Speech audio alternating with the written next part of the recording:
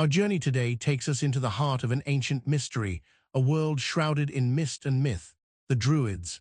We're not just scratching the surface, we're diving deep into their lost wisdom, their sacred practices, and the profound reasons why so much of their truth remains hidden from us. Prepare to have your understanding of ancient spirituality completely reshaped as we uncover the secrets of these enigmatic figures. And real quick, make sure to subscribe and hit the notification bell for more videos. Now let's get started.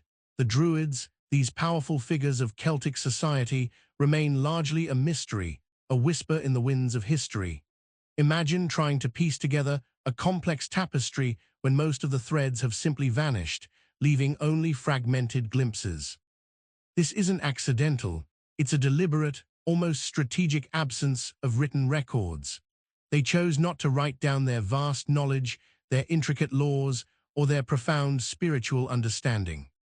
This decision created a deep, impenetrable veil, safeguarding their most sacred teachings from outsiders and, perhaps, from misinterpretation. But what was the true cost of this choice in the grand sweep of history? This deliberate lack of internal documentation is a primary reason why our understanding of them is so elusive. We are left to rely on external accounts, often from their conquerors, which naturally brings us to a significant problem. Bias. This very challenge sets the stage for our next exploration: Roman accounts, biased witnesses to a vanishing world. When seeking to understand the Druids, our most extensive written sources come from the very empire that sought to subdue them. Rome. Imagine reading a history written by the victor, a narrative crafted to justify conquest and demonize the vanquished. This is precisely the filter through which we receive much of our information about the Druids. Roman generals and historians, like Julius Caesar, described the Druids as powerful, yet barbaric priests, often emphasizing their ritualistic sacrifices and their influence over tribes. These accounts, while providing glimpses, are inherently colored by a Roman perspective, designed to portray a people in need of Roman civilization. They often painted a picture of savagery, a narrative tool used to legitimize invasion. We must always question the source, understanding that these descriptions served Rome's political and military agenda. They were not unbiased observers, but rather active participants in the destruction of the Druidic way of life. So if we can't fully trust the Romans, where else can we look? And what primal spaces did the Druids truly revere? This leads us to the sacred groves, forests as temples of power. Forget grand stone structures or towering temples. The Druids found their deepest sanctity in nature itself, specifically within dense, ancient forests. These sacred groves were not merely places for worship. They were the very embodiment of their spiritual connection to the earth, living cathedrals of immense power and mystery. Here, beneath canopies of oak and ash, they conducted their most profound rites. Imagine standing amidst trees that have witnessed centuries, their roots intertwining with the very fabric of the earth, their branches reaching towards the heavens. This was their altar, their ritual space, a place where the veil between worlds felt thin and permeable. These groves were often chosen for their inherent spiritual energy, their ancient origins, and their ability to inspire awe and reverence. The Roman invaders, in their efforts to dismantle Druidic power, specifically targeted and cut down these sacred groves. It was a deliberate act of cultural and spiritual annihilation, an attempt to sever the Druids from their most vital connection. But what secrets did these natural temples guard, and how did the Druids communicate this wisdom without written language? Our focus now shifts to Ogham, the secret alphabet of trees. In a culture deliberately shunning written texts, the existence of Ogham feels like a beautiful contradiction. Yet, this ancient script isn't found on scrolls or parchments, but carved into stone, often representing an entirely different form of communication. Imagine an alphabet where each letter correlates not to a sound, but to a specific tree, imbuing the written word with the natural energy of the forest. Ogham consists of a series of lines and notches carved along the edge of a stone pillar, a visually striking and enigmatic form of writing. It's believed to have been a cryptic system, likely known only to a select few, used for memorials, short messages, or perhaps even magical purposes. Each tree associated with an Ogham character carried its own symbolic meaning, adding layers of depth to the inscription. This wasn't a script for mass communication, but a subtle, almost secret language, deeply entwined with nature. It served as a reminder of their profound connection to the natural world, even in literal communication. But if this was their writing, how did they truly preserve and transmit their vast bodies of knowledge across generations? That brings us to oral memory and the 20-year training. Central to the Druidic way of life was the extraordinary power of oral tradition, a method of knowledge transmission that seems almost unfathomable in our text-driven world. Knowledge was not written down, but meticulously memorized and recited, passed flawlessly from mentor to student over decades. Imagine a library not of books, but of minds, each perfectly cataloging vast amounts of lore. This commitment to oral tradition necessitated an astonishing period of study, often spanning 20 years. During this intense training, Druid initiates would commit entire legal codes, histories, genealogies, sacred songs, and spiritual rites to memory. This wasn't rote memorization. It was an immersive process designed to integrate the knowledge deep into their being, making them living repositories of their culture. This long, arduous path ensured the accuracy and sanctity of their teachings, but it also made their knowledge incredibly vulnerable to disruption. A single generation gap, a brutal conquest, could erase centuries of accumulated wisdom. Yet, within this vast oral tradition, certain fundamental truths guided their worldview. We will next explore these fundamental truths through their understanding of cycles of the sun and moon. The Druids lived in profound harmony with the cosmos, deeply attuned to the rhythmic dance of the sun and moon across the sky.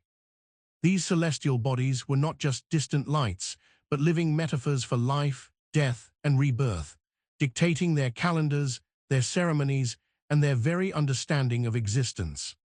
Their spiritual year was a wheel, marked by solstices and equinoxes, the peaks and troughs of solar power. The sun represented vitality, growth, and illumination, its journey across the sky mirroring the human life cycle. The moon, on the other hand, symbolized intuition, subconscious knowledge, and the mysterious ebb and flow of tides and emotions. The interplay between these two forces formed the bedrock of their cosmology, showing them how all things are interconnected and perpetually transforming. They observed these cycles with meticulous attention, understanding that the earth itself breathed in sync with these cosmic rhythms. This deep observational knowledge informed their agricultural practices, their healing arts, and their spiritual insights. But beyond these grand celestial movements, what specific symbols did they use to represent these profound truths? That leads us directly to the triple spiral and sacred symbols. Beyond the grand cosmic cycles, the Druids employed a rich lexicon of symbols to encapsulate their complex worldview. Among these, the triple spiral, or Triskelion, stands out as one of the most enigmatic and enduring. Imagine three independent yet interconnected spirals, often carved into ancient stones, hinting at layers of meaning far beyond simple decoration. This powerful symbol is thought to represent concepts like the three realms of existence: earth, sea, sky, the cycle of life, death, and rebirth, or aspects of divinity. It speaks to movement, progress, and the eternal unfolding of creation. Each spiral turning inward, then outward, suggests a profound journey of self-discovery and spiritual evolution, reflecting the endless nature of reality. Other symbols like intricate knotwork and stylized animal figures also populated their sacred art, each imbued with specific meanings related to protection, wisdom, or connection to the spirit world.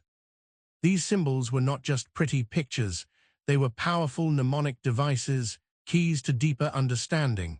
But amongst all these symbols, which tree held the most revered position in their sacred landscape. That's what we uncover in the sacred role of the oak. Among the myriad trees revered by the Druids, the mighty oak held an almost unparalleled sacred status. Imagine a tree that can live for 1,000 years, its roots anchoring it deeply to the earth, its branches reaching towards the heavens like an ancient, wisdom-filled patriarch. This wasn't merely a tree, it was a symbol of strength, endurance, wisdom, and a direct conduit to the divine. The very word druid is often linked to the Proto-Celtic word druid, meaning oak knower or one who knows the oak.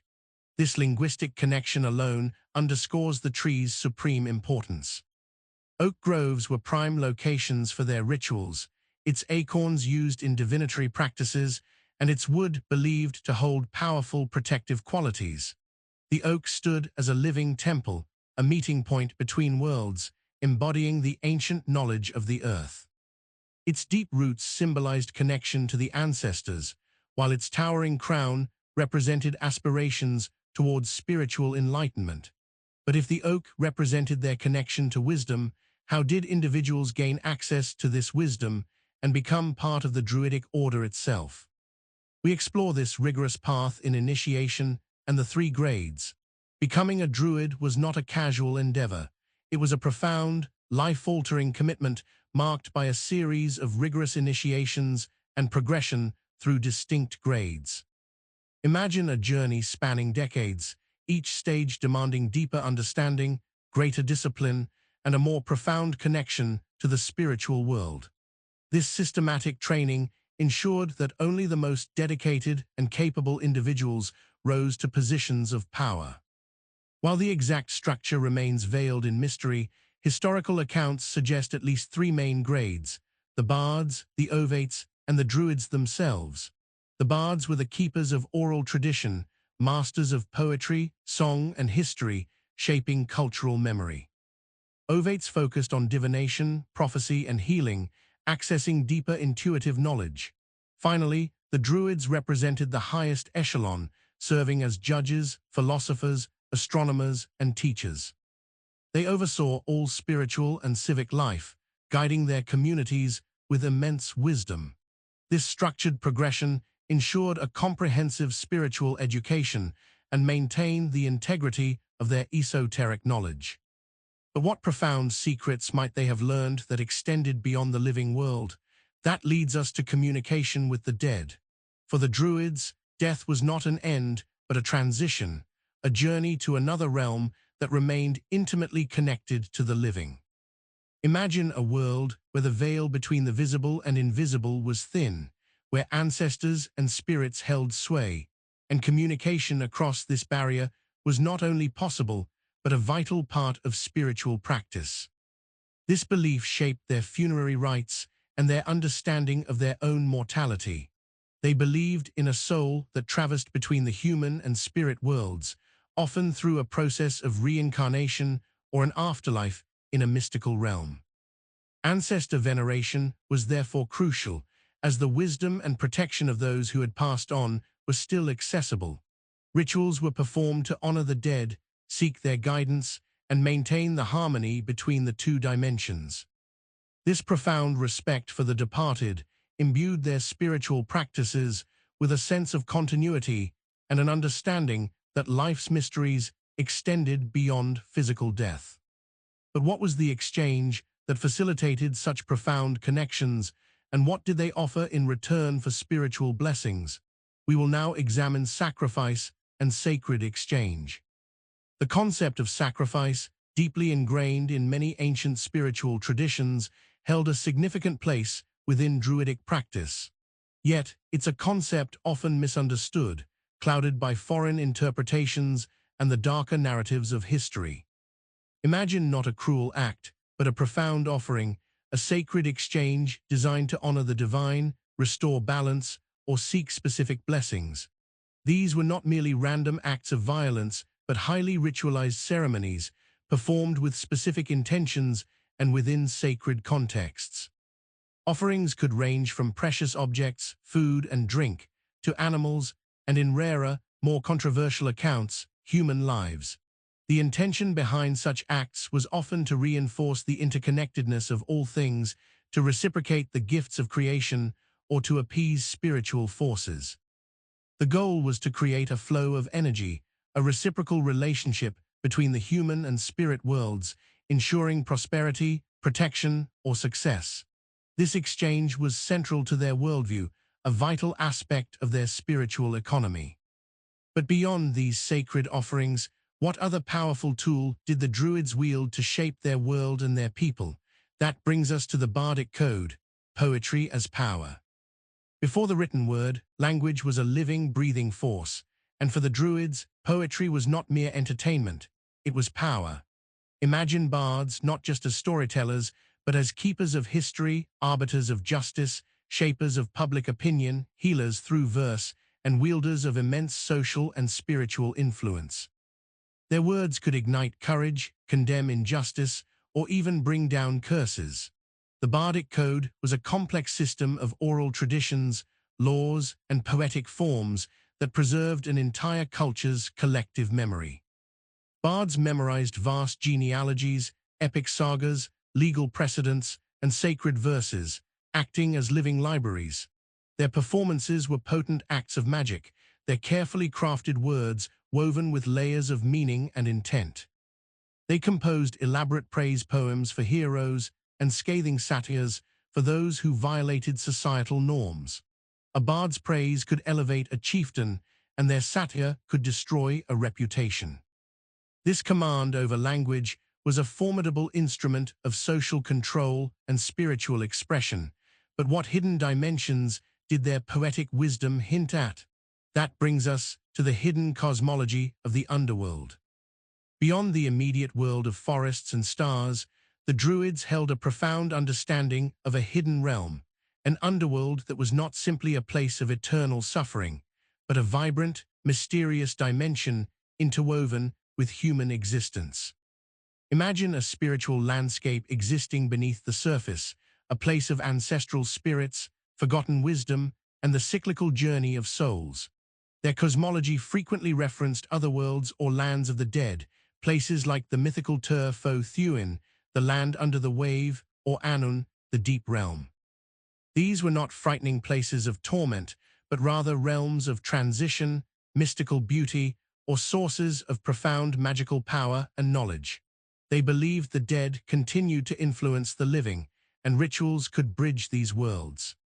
This understanding of an afterlife, or indeed multiple afterlives, was fundamental to their spiritual perspective, removing the fear of death and imbuing life with layers of meaning. But this intricate spiritual world faced an existential threat that would reshape Celtic society forever. We must now turn our attention to the disruption of Christianization. The arrival of Christianity in Celtic lands marked a seismic shift, a profound disruption that would ultimately dismantle the Druidic way of life. Imagine a gradual but relentless cultural collision as a new worldview, with its singular God and written scriptures, began to encroach upon an ancient, polytheistic oral tradition. This was not a swift conquest, but a long, drawn-out spiritual battle. Early Christian missionaries, often with Roman backing, actively sought to convert Celtic peoples and dismantle pagan practices. Druids, as the spiritual leaders, became direct targets. Their sacred groves were often felled, and their ceremonies forbidden or reinterpreted through a Christian lens. The very fabric of Celtic society, which the Druids had knit together, began to unravel. The lack of written Druidic texts meant their knowledge was acutely vulnerable to this kind of systematic suppression. Christianity offered a new form of societal organization and religious authority, slowly eroding the Druids' integral role. But can something so deeply erased truly ever be brought back? This leads us to modern reconstruction and the illusion of revival. In the centuries that followed the decline of the Druids, their image became a canvas for various interpretations, leading to modern attempts at reconstruction. Imagine earnest seekers in later eras, captivated by the mystery, trying to piece together a coherent tradition from fragmented texts and archaeological whispers. This has given rise to modern Druidry, a beautiful and evolving spiritual path, but not a direct continuation like a lost lineage. The truth is, much of what we call Druidry today is a contemporary reinterpretation, drawing inspiration from historical fragments, mythological tales, and neo-pagan spiritual principles. It's an illusion to think we can truly revive the exact practices and beliefs of the ancient Druids. The 20-year oral training, the specific rituals in vanished groves, much of it is lost to the mists of time. While modern Druidry is a valid and deeply meaningful spiritual path for many, it's crucial to acknowledge the gaps in our knowledge and the subjective nature of reconstruction. It's a testament to the enduring allure of their wisdom, even if it's a new expression. So, if so much is lost beyond recovery, why do the Druids still hold such a powerful grip on our imagination, and why do they still matter? Despite the layers of mystery, the biased accounts, and the impossibility of perfect reconstruction, the Druids continue to captivate us. They matter because they represent a powerful alternative way of existing in the world, a profound connection to nature that our modern society desperately seeks to rediscover. They remind us of a time when spirituality was interwoven with the land, the trees, and the cosmic cycles. Their story is a testament to the fragility of knowledge transmitted solely by oral tradition and the enduring power of a culture that defied categorization. The Druids challenge us to question the dominant narratives of history, to seek wisdom beyond the written word, and to understand the deep, almost forgotten reverence for the natural world. They stand as an enduring symbol of resistance against cultural erasure and a continuous inspiration for ecological awareness. They matter because they whisper of a lost wisdom, a connection to the earth and spirit that feels increasingly vital in our disconnected world. They beckon us to look deeper, to listen to the whispers of ancient groves, and to remember that true wisdom often lies not in what is written, but in what is deeply felt and profoundly understood. Make sure to subscribe for more religious videos and hit that notification bell so you never miss a new video. We'll see you in the next one.